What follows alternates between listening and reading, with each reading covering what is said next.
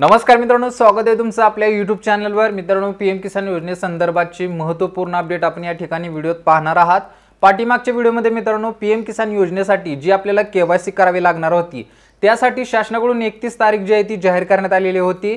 31 तारखेपर्यंत ज्या शेतकऱ्यांच्या खात्यावरती अनुदान जमा झालं नसेल तर अशा शेतकऱ्यांनी 31 तारखेपर्यंत आपली केवायसी जी आहे ती पूर्ण करून घ्यायची होती।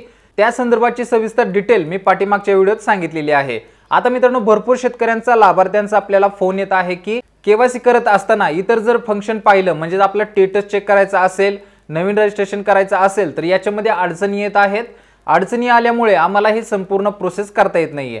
तर मित्रांनो, केवायसी साठी कोणत्याही प्रकारची अडचण येणार नाही, कारण की शासनाकडून वेबसाईटवरती सरळ सरळ सांगितलेलं आहे। त्या संदर्भाचा डॅशबोर्ड सुद्धा देण्यात आलेला आहे। या ठिकाणी तुम्ही डॅशबोर्ड पाहू शकता। हा डॅशबोर्ड मित्रांनो शासनामार्फत देण्यात आलेला आहे। पीएम किसानच्या वेबसाईटवरती आपण लॉग इन झाल्यानंतर लगेच पहिल्या पेजवरती आपल्याला हा डॅशबोर्ड पाहायला मिळत आहे। याच्यामध्ये मित्रांनो सुरुवातीला सांगितलेलं आहे की 27 मार्च 2024 ते 30 मार्च 2024 पर्यंत केवायसी करण्याची प्रोसेस जी सर्व्हिस आहे मित्रांनो अवेलेबल असणार आहे। याच्यामध्ये कोणत्याही प्रकारचा बदल होणार नाही। ती प्रोसेस 30 तारखेपर्यंत सुरू राहणार आहे। परंतु जे आपल्याला मित्रांनो रिपोर्ट असतील किंवा आपलं स्टेटस असेल हे जर चेक करायचं असेल तर त्यासाठी मित्रांनो या ठिकाणी शासनाकडून सरळ सांगण्यात आलेलं आहे की 4 एप्रिल पर्यंत आपल्याला हे स्टेटस जे आहे ते चेक करता येणार नाहीये। त्या संदर्भाचा टॅब या ठिकाणी देण्यात आलेला आहे।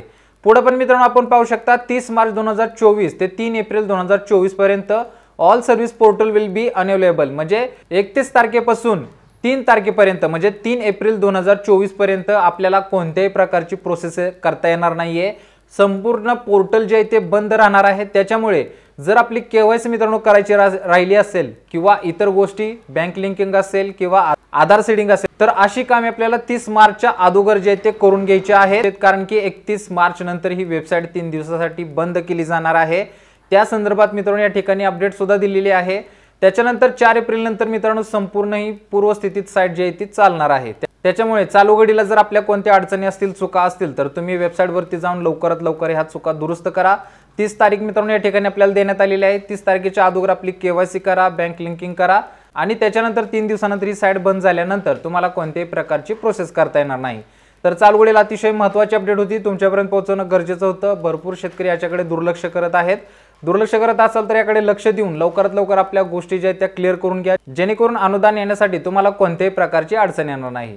तर मित्रांनो, अशा पद्धतीने ही संपूर्ण माहिती आपण पाहिली। आपल्याला माहिती आवडली असेल तर मित्रांना नक्की शेअर करा, जेणेकरून त्यांना सुद्धा या चालू घडीचे अपडेट घर बसल्या स्वतःच्या मोबाईलवरती सुद्धा पाहता येतील।